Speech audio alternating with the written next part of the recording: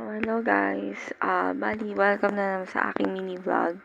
Bali, share ko lang is, itong Evil Eye ko, nabili ko lang siya sa TikTok. And alam niyo naman siguro na lagi ko namimili sa TikTok shop.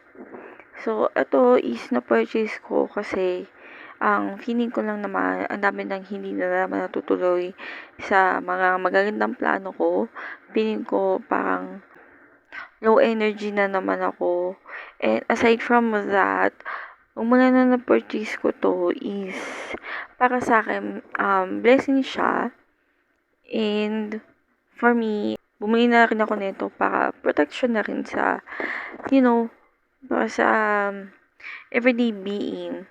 Para iwas negative, ganun. Kasi nowadays, kami ni Jowa, lagi kami nag-a-attract ng positive.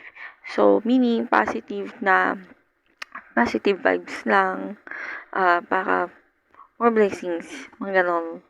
And thank you so much sa mga viewers natin dyan na walang sawang nanonood at talagang nakasubaybay everyday sa mga pinagagawa ko dito.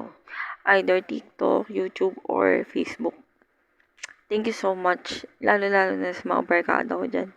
Love you.